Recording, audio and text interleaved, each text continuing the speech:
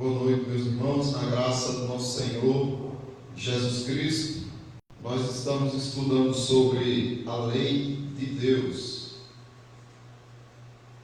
e terminamos o prefácio dos 10 mandamentos e hoje nós vamos entrar nos mandamentos do Senhor. Porém, nós precisamos ver o que Jesus fez com os mandamentos quando ele uniu em um só todos os 4 mandamentos iniciais e depois uniu em um só os outros 6 mandamentos da lei de Deus. Como foi que ele unificou esses mandamentos? Amar a Deus sobre todas as coisas, né? E ao próximo como a ti mesmo. Ou seja, amar a Deus de todo o teu coração, de toda a tua alma, de todo o teu entendimento e de todas as tuas forças. Então Jesus Cristo, ele não dividiu o ser humano em partes, o homem em partes, mas ele trouxe o homem por completo. Para servir a Deus você tem que servir com o todo, não é em partes, não é dentro daquilo que te agrada, que você agrada a Deus. É dentro daquilo que Ele pede, aquilo que Ele ordena. Mesmo que você não esteja tão interessado, tão animado, motivado a servir dentro de alguma coisa que Ele pede, é seu dever fazer, servir. Então veja só, a pergunta 102 do Catecismo Maior de Westminster pergunta assim: qual é a essência dos 4 mandamentos que contém o nosso dever para com Deus? Qual é a essência? E aqui está essa essência dos 4 primeiros, viu? Como nós vamos iniciar pelos primeiros mandamentos, então a gente vai ver o que é a unificação desses 4 primeiros. Evangelho segundo Marcos, capítulo 12, do 29 ao 31, diz assim: Jesus lhes houvera respondido bem, perguntou-lhe: qual é o principal dos mandamentos? Então, perguntaram a Jesus Cristo: o principal mandamento qual é? Jesus Cristo disse: o principal é: ouve, ó Israel, o Senhor nosso Deus é o único Senhor. Veja que Jesus Cristo iniciou os mandamentos com o prefácio. Ele iniciou mostrando ali a introdução, ele não deixou de fora. Aí ele diz: amarás, pois, o Senhor teu Deus de todo o teu coração, de toda a tua alma, de todo o teu entendimento e de toda a tua força. Isso é o resumo dos 4 primeiros mandamentos, que diz respeito à sua relação pessoal com Deus. Então, os 4 primeiros mandamentos é você e Deus. Aí depois ele diz o segundo ou seja, o segundo principal mandamento é: amarás ao teu próximo como a ti mesmo. Não há outro mandamento maior do que esses. Então veja bem o que Jesus Cristo está dizendo. Ele está pegando os 4 primeiros e mostrando a importância dele, pegando os 6 últimos e mostrando a importância deles. Ou seja, ele perguntou qual é o principal mandamento. Jesus Cristo disse: todos. Todos. Iniciando pelos 4 primeiros e depois pelos outros, relação com Deus e relação com o próximo. Então, irmãos, o nosso dever para com Deus é amar o Senhor, nosso Deus, de todo o coração. O que é que isso significa? Porque antes de vermos os mandamentos, nós obedecemos os mandamentos por quê? Por que a gente obedece os mandamentos? Porque a gente tem medo de ir para o inferno, né? Por que obedecemos os mandamentos? Ordenança de Deus, né? Sim, por que obedecemos as ordenanças de Deus? Eu creio que a gente tem que obedecer. Pega o microfone. Temos que obedecer. Por quê?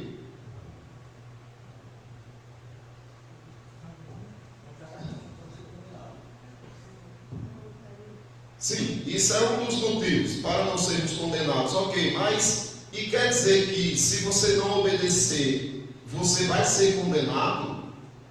Tem alguém que não obedece os mandamentos da lei de Deus na terra? Então todo mundo vai ser condenado, até os crentes, os eleitos? Eu creio que a gente tem que obedecer, porque a gente somos um povo escolhido dele. Está entendendo? Se a gente somos eleitos e escolhidos, é obrigação nossa. Isso. Como Deus disse, eu serei o teu Deus e vós serais o meu povo. Isso. Para que andes em meus caminhos e obedeçam os meus estatutos. Isso. Então, meus irmãos, por que obedecemos? Porque Ele é o nosso Deus, porque nós o amamos. O amor a Deus nos move a obedecermos a sua palavra. Não é por medo do inferno, irmãos, que nós obedecemos. Porque como ter medo de uma coisa que mais não vem sobre nós mais? Como você temer uma coisa que não existe para você, que não é o seu destino? Existe para os ímpios, para os demônios, para o destino deles. Mas aquele que foi remido por Cristo não está mais sujeito à condenação eterna. Então, por medo da condenação, não é que nós não somos mais condenados como o mundo. É por amor que nós obedecemos e por temor também. Porque nós reconhecemos que o nosso Deus é autoridade sobre nós, é Senhor sobre nós. Então nós trememos diante dele. A gente não tem medo do inferno, a gente teme o nosso Deus. A única coisa que a gente teme é a Deus, ou pelo menos deveria ser assim. A única coisa, certo? Agora, devemos obedecer por amor, devemos obedecer por gratidão, devemos obedecer pelas recompensas também que Ele diz que nos dará à medida que... mas eu não vou por interesse. Espera aí. Ele disse que daria galardão à medida que você o servisse. Então você vai ignorar uma promessa dele, achando que os galardões não são essas coisas todas, que você pode servir sem eles. Se Ele mandou, a gente vai, a gente obedece. Até porque os galardões aponta-se para o fato de que nos aproxima mais de Cristo. Pode falar, irmão. E porque nós somos discípulos, né? Nós queremos cada vez mais nos parecer com o Mestre. Isso. Temos que buscar imitá-lo em tudo que a gente possa alcançar. Isso, muito bem. É isso. Nós queremos ser iguais ao nosso Mestre. Nós o admiramos, nós o amamos, nós o adoramos, e isso nos leva a querer ser igual a Ele. Então, não é por medo do inferno, não é por essas coisas, é porque nós o amamos, queremos ser igual a Ele. Eu me lembro de um escritor, eu não estou lembrado do nome dele, mas que ele contou que certa vez o filho dele subiu em uma cadeira, ele ficou mais alto que ele, e o filho dele disse assim: pai, o que é que o senhor vai fazer para me forçar a obedecer o senhor quando eu tiver desse tamanho? O pai olhou para ele e disse: filho, eu não vou precisar fazer nada. Se você me amar, você vai fazer o que eu quero. E é isso que move o eleito de Deus, o remido do Senhor, aquele que foi santificado para viver em santificação. Porém, o Senhor Deus diz que nós precisamos amar ao Senhor, nosso Deus, a Ele, de todo o nosso coração. Isso significa o quê? Acima de tudo e de todos, né? Não, mas assim, por que ele usa essa palavra? De todo o coração. O que significa isso? Para glorificar a Deus. O que é que o coração representa? O coração representa algo assim, que ele é enganoso a nós. Mas se nós usarmos eles para o bem, para ser glorificado o nome de Deus, e tudo que a gente fazer reconhecer que tudo é mérito de Deus, aí eu acho que a gente está obedecendo um pouco. Com certeza, mas a questão é o seguinte: o coração ele ele diz o que a respeito de nós? Porque ele diz assim: amarás o Senhor teu Deus de todo o teu coração, de toda a tua alma, de todo o teu entendimento, de todas as tuas forças. Então é como se fossem 4 aspectos de nosso ser que precisam ser alinhados e direcionados à adoração a Deus. Mas cada um dessa característica parece que fala algo a respeito de nós. O coração fala o que a respeito de nós? É porque a boca fala do que está cheio o coração. Sim. Portanto, um coração puro, ele vai demonstrar pureza. Né? E não engano. Então, nós expressamos o que temos no nosso coração. Se o nosso coração está cheio de angústia, nós seremos pessoas angustiadas. Se o nosso coração é cheio de raiva, inveja, né, revolta, a gente vai expressar isso com o nosso comportamento, com a nossa fala. Se o nosso coração é cheio de alegria no Espírito Santo, nada vai nos abalar, né? Nós vamos superar os desafios com alegria no Espírito Santo. Então vai sair do nosso coração. O coração é a representação das emoções. Deus, ele quer que a gente sirva com nossas emoções, ou não? Concordam? Porque ele diz assim: alegrai-vos no Senhor. O apóstolo Paulo, escrevendo aos Filipenses, capítulo 4, versículo 4. Alegrai-vos no Senhor. Outra vez digo, alegrai-vos. Então, e a alegria é ou não fruto do Espírito? A alegria é o fruto do Espírito. Então Deus, ele quer que a gente sirva a Ele com todo o nosso coração. A gente faz isso.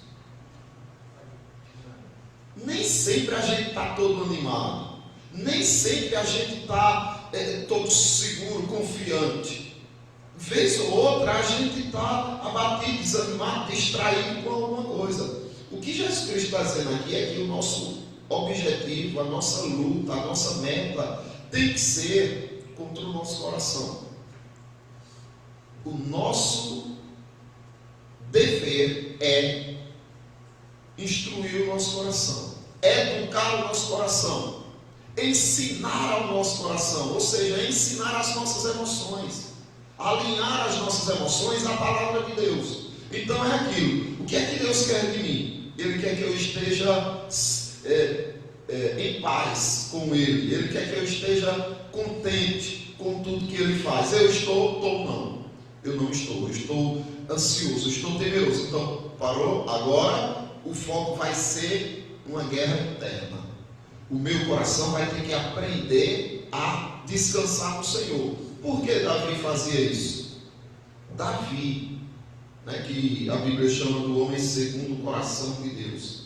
Davi, ele dizia: induzo o meu coração a obedecer a tua palavra. Veja só o que diz aqui o Salmo 119, o versículo 102, 162 e 163. Ele diz assim: alegro-me nas tuas promessas, como quem acha grande despojos. Abomino e detesto a mentira, porém amo a tua lei. Esse amor aqui está relacionado também ao emocional. Ele está conduzindo o seu coração a se alegrar nas promessas de Deus. Porque é perseguição de um lado, é problema do outro, mas Deus tem suas promessas. O que mais te atrai? O que mais chama a tua atenção? Os conflitos externos ou até internos, os conflitos da vida ou as promessas de Deus? O que é que alegra o seu coração? O que é que tem a tua atenção? Então é isso. Davi está preocupado. Aí ele diz o seguinte: abomino e detesto a mentira, porém amo a tua lei. Aqui, o do induzir o coração, olha só, eu apliquei, né, a próxima semana, que vai falar da alma. Mas ele diz assim, ó: induzo o coração a guardar os teus decretos para sempre até ao fim. Aborreço a duplicidade, porém amo a tua lei. Mas observe como Davi está preocupado com suas emoções. E a gente falha muito nisso. A gente olha muito para o exterior. Eu estou indo para a igreja? Estou. Não faltei um domingo, não faltei um estudo, uma reunião de oração. Estou. Então eu estou bem com o Senhor. Eu estou trabalhando, evangelizando, estou. Então você vai olhando o que você faz de forma externa e se esquece do que você tem por dentro, de suas emoções. Eu estou seguro, eu estou confiando no Senhor, eu estou me alegrando nas promessas do meu Deus, como Davi se alegrava nas promessas do Senhor, como quem acha grandes despojos. Ou por obrigação, ou arrastado, não é? Ou para dar satisfação, para aparecer, ou para não ser castigado. O que é que eu estou fazendo? Porque quando você obedece para não ser castigado, não está errado. Só que você não está fazendo de todo o coração. Você está fazendo de todas as suas forças, que é o que nós vamos ver depois. Mas fazer de coração é você fazer alegre. Contribua com alegria, não é? Porque Deus se agrada daquele que dá com alegria. Aí você vem, tem que dar o dízimo, tem que dar as ofertas. Meu Deus, esse dinheiro eu poderia usar para isso, para aquilo. Então você está fazendo de toda a tua força, mas não está fazendo de todo o teu coração. Aí a gente tem que batalhar, lutar contra o coração. Toda vez que suas emoções, os seus sentimentos entrarem em cena, julgue-os se estão de acordo com Cristo.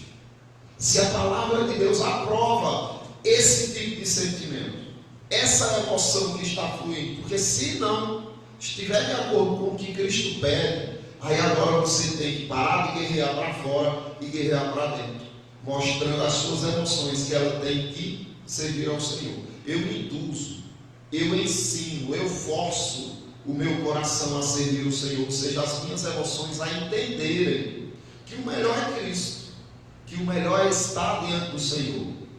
A minha alegria é essa. Agora, e a emoção da raiva?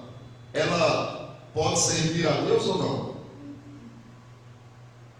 Servir a Deus de todo o coração é servir a Deus com todas as suas emoções, certo? Agora eu pergunto, a raiva, ela pode servir a Deus ou não? Eu creio que não. Não. Tem que transformar. Fica irado. Por quê? Não, então, aí se olharmos rapidamente, por que esse irá? O irmão falhou, calma aí, corrija ele com paciência, com brandura e tudo. Porque quando a gente fala em raiva, a gente olha sempre para algo que nos atinge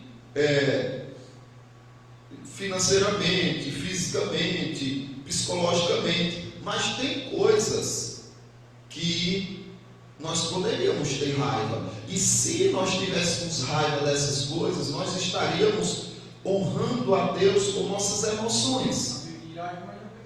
Irai-vos, mas não pequeis. Não se ponha o sol sobre a sua ira. Ou seja, você tem que ter paz com Deus. Mas a ira, ela faz parte da nossa estrutura psicológica. Porém, nós precisamos saber aonde é que eu devo usar a minha raiva, aonde eu devo usar a minha alegria, aonde eu devo usar a minha paz, aonde nós devemos usar. Mas me digam, aonde a raiva entra na glorificação a Deus? O texto daqui está dizendo, irmãos, ou não está?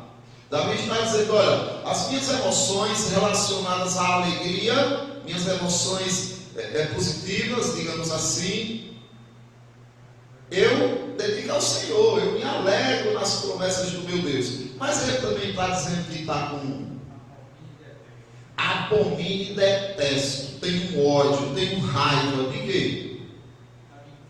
As coisas erradas. Isso! Então, a raiva pode ou não servir a Deus? Pode, e é isso que Deus está dizendo. Eu quero você por completo. Estou com raiva do irmão. Você está usando a raiva para o diabo. É o caso de Neemias. Como assim? Por que está triste? Eu podia ficar alegre. Ele disse que eu podia estar alegre.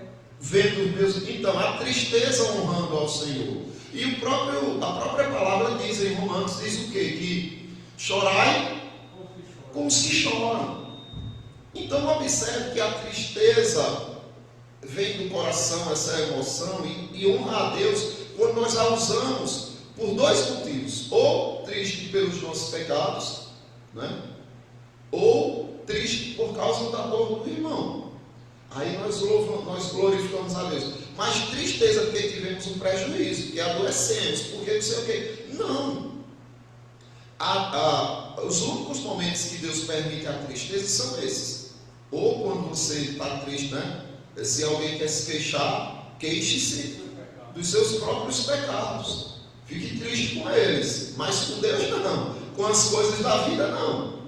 Mas nós não usamos o nosso coração por completo para Deus. A raiva nós usamos contrário ao que Deus quer. Muitas vezes a alegria usamos contrário ao que agrada a Deus. É que bagunça. Então o que ele está dizendo é: amai ao Senhor vosso Deus de todo o vosso coração. Nós ainda vamos continuar aqui, irmãos, porque eu acho que é importante. Sabe, nós falamos muito de doutrina, é importante a doutrina, mas aqui entra a doutrina da perseverança dos santos, da depravação total, que é como vocês disseram: enganoso é o coração, mais do que todas as coisas, e desesperadamente corrupto, quem o conhecerá? Então, quando Jesus... Só o Senhor. Quando só o Senhor que conhece. Quando Jesus Cristo diz assim: amai a Deus de todo o coração, ele está dizendo: vigie o seu coração, porque dele procedem as fontes da vida. Pois não, fala no microfone. A gente vê, eu estava recordando essa semana aquele caso lá do juiz. Sim. E o levita esquarteja aquela mulher e leva os pedaços. E o povo não é de Deus?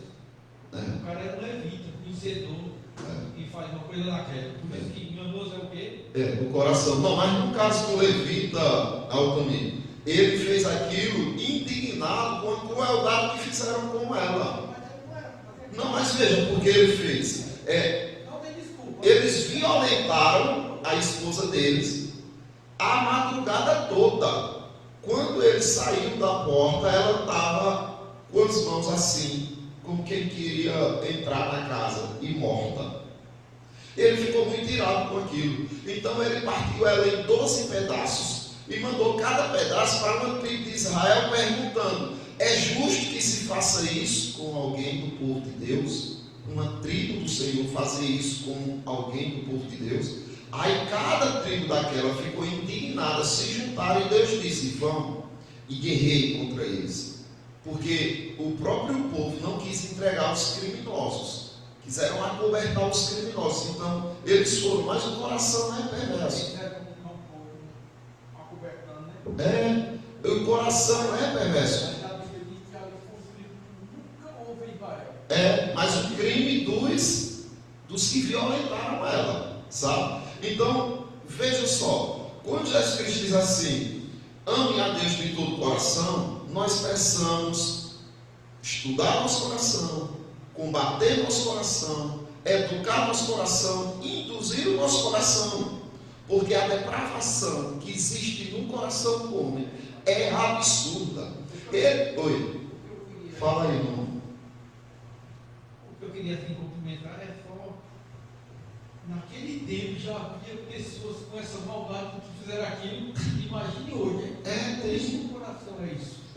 Então, é terrível. E nós precisamos ter cuidado com ele, porque muitas vezes nossas emoções dizem que nós temos razão, que estamos sendo justos se a gente for e despejar nossa ira sobre o irmão que falhou, que pecou, que errou, e guarde mágoa mesmo, porque ele merece o seu ódio e tal, né? Feito o irmão Lorival: não tem motivo para ter. A gente não deve ter motivo para ter raiva dos irmãos. das coisas. Não. Então, o nosso coração, essas emoções que vêm dele, né, de dentro de nós, essas emoções, elas nos enganam.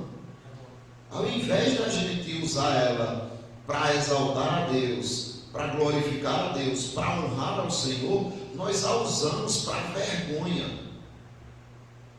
sabe? Para destruir e não para construir, não para edificar, mas para arrasar com o outro, porque achamos que somos melhores. Na hora da raiva, ninguém controla. Ou você se policia para identificar quando ela está começando a ser inflamada e você começa a guerrear dentro de si para honrar a Deus de todo o coração, ou você vai ser seduzido e a desgraça vai ser grande, sabe? Tem muito cuidado também com as promessas, né? Para não fazer o que Jefté fez com a filha. Não, então, Que foi para a guerra. Então.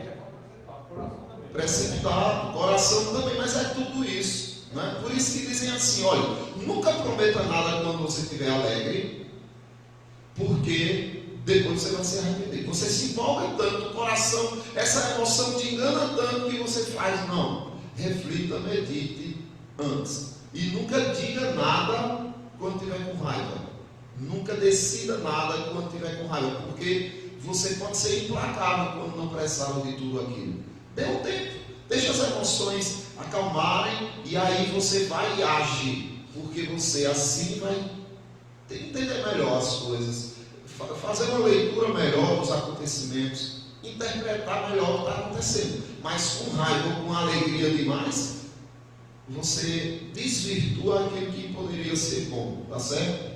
Alguma dúvida aqui, irmãos? Então, vamos ficar por aqui, mas nós vamos nos aprofundar nessa questão do coração, sabe? Nos aprofundar na questão da alma. O que quer dizer a alma? O coração e a alma não é a mesma coisa, não, porque na verdade é tudo interno. Não é. Coração aponta para uma coisa, a alma aponta para outra. As forças de toda a tua força apontam para outra coisa, e o entendimento aponta para outro também. Mas tem três aí que são invisíveis e uma que é visível. A força é visível, mas o entendimento, ele é invisível, você está com ele dentro de você. As emoções, né, apesar de que elas se expressam por expressão, por gestos e te conduzem ao comportamento, as emoções, mas ela primeiro surge para depois ser exposta. E a alma, né? A alma também está relacionada ao que é invisível, interior. Mas cada um tem seu aspecto, sua característica. E aí nós veremos na próxima semana. Por quê? É importante a gente ver isso, já que a gente vai ver os mandamentos. Opa, tá vendo? Eu tenho que fazer assim com o primeiro mandamento. Então é nesse ponto. Então a gente vai saber lidar melhor com os mandamentos da lei de Deus, à medida que a gente conhecer esses 4 aspectos do ser humano: força, coração, alma, entendimento. Amém, meus irmãos? Então vamos ficar por aqui, ter o nosso momento ágape e nos cumprimentar. Uma coisa interessante que eu achei domingo. Aí eu estava